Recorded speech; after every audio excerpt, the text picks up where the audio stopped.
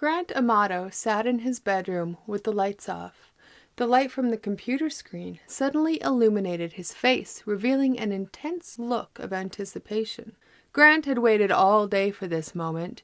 He knew that every day his stunningly beautiful Bulgarian girlfriend Sylvie would be waiting for him on the other side of his screen, half a world away. All he had to do was enter his credit card number, and there she would be, sexy as ever, just waiting for him, and only him. Sylvie had told him that he was her boyfriend, and he believed it. He loyally logged on to watch her private webcam show every night after work. She was all he thought about. He was spending more than $2,000 every night to watch her tease him with the lingerie that he had purchased for her. Grant told Sylvie that he was a professional gamer and that profession had made him ultra-rich. He would brag to her about all of the expensive cars he drove and the enormous house that he owned. But Grant's stories were all lies. The truth was, Grant Amato had lived a privileged life with his parents, and he threw it all away for an online stripper he had never met in person. Welcome to Darkology. I'm Brooke, and this is the terrible true story of Grant Amato's downward spiral into obsession that tragically came to a devastating end. So, if that's of interest to you and you like this story, then please hit the like and subscribe buttons and turn on all of the notifications so you don't miss any of our uploads. And if you find today's secret in the background, leave a comment below with its timestamp, and if you are the first person to do so, then I will personally pin your comment to the top. Okay, let's get into it.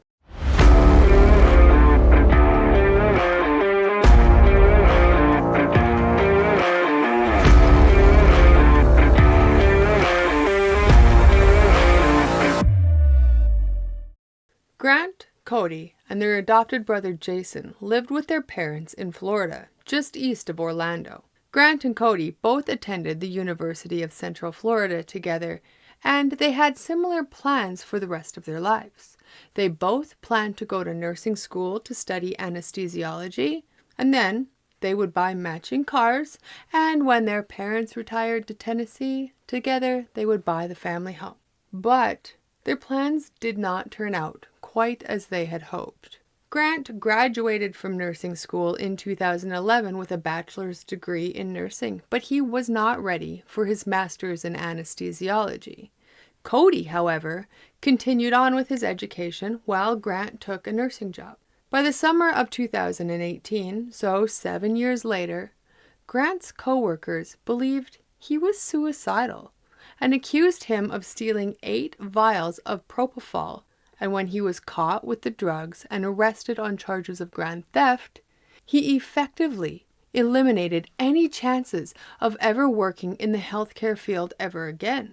Cody didn't want to see his brother in prison, so he paid out $8,000 for an attorney to represent him, and the charges were eventually dropped. Now, Grant was 29 years old. He moved back in with his parents and spent his time locked in his bedroom playing video games, believing that he could make some money at it. And during the many hours the Grant spent in his bedroom alone, his attention turned towards the vast online world of erotica. Specifically, a website called myfreecams.com, where he found an exotic Bulgarian woman named Sylvie. Grant and Sylvie ended up spending a lot of time together online, and she would eventually go on to confess her undying love for Grant. And with that, he was hooked. An addiction became an obsession, and nothing else mattered but Sylvie from that moment on. The price to watch 1 minute of Sylvie's erotica show was 90 digital tokens, and so Grant would purchase bundles of 5,000 tokens each time for $600. And each night he would watch and chat with Sylvie for roughly 4 hours, racking up more than $2,500 in charges per night. Grant was spending money he did not have, and he eventually ended up maxing out his credit cards. When his credit cards were maxed out, Grant needed to find another source of money to pay the fee to see his virtual girlfriend and feed his obsession with Sylvie. His brother, Cody, and his father, Chad, both loaned him money under the belief that it would be used to promote his new career as a live streaming gamer on Twitch. And while they had a sinking suspicion he was lying, they had no idea that all of the money was going to an online escort. And it didn't take long before the loans Grant's family provided dried up too. And now Grant Amato was running out of options. So, from Grant's point of view, he had no other choice but to steal the money that he needed in order to watch Sylvie. And within just a few months, he had completely drained both his father's and his brother's bank accounts. In November of 2018, Grant's father and brother realized that Grant had access to their bank accounts and credit cards and had stolen more than $200,000 from them. They were furious, but rather than press charges, even though they were so incredibly disappointed and hurt by what Grant had done, Grant's loving family forgave him because they just wanted him to get better, and they didn't believe pressing charges would help, so they continued on trying to support Grant mentally by being there for him and trying to guide him in the right direction. But on December 19th, Grant and his father had a particularly heated argument. Chad had enough of Grant's nonsense. In a fury, Grant told his parents that he felt worthless and that he was really tired of everything, so he was going to handle it his own way. And then he slammed the door as he left the house. That evening, when Grant had not returned home, his parents reported him missing, telling police that he had told them that he had a strong feeling of worthlessness, and they were worried that he was having suicidal thoughts again. But Grant wasn't suicidal. He had gone to stay with his Aunt Donna, 30 miles away in Apopka, Florida. She could see that Grant was troubled and agreed to let him stay at her home temporarily until he was feeling a little bit better. But within days, Donna Amato was at her wit's end when she discovered that her credit card had been maxed out and that the charges had come from her own home because Grant was now stealing money from her too. Chad Amato called his sister and begged her not to press charges against Grant. He told her of the family's problems and their frustration at home, trying to keep him in line and on the straight and narrow, but they didn't know what to do. It was the first time Donna had heard her brother cry when he told her that he had taken a second mortgage on their home and would need to work several more years before he could retire. All just to pay off Grant's credit card debt. On December 22nd, the Amato family went and picked up Grant from his aunt's home, and then they drove him to South Florida, and there they checked him into a voluntary rehabilitation clinic.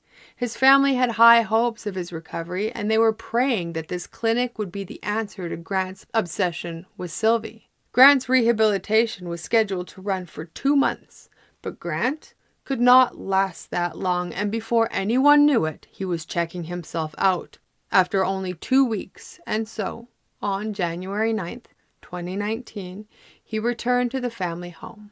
This time, now that Grant was home and they were seemingly starting over, Chad took his son out to dinner and presented him with a contract.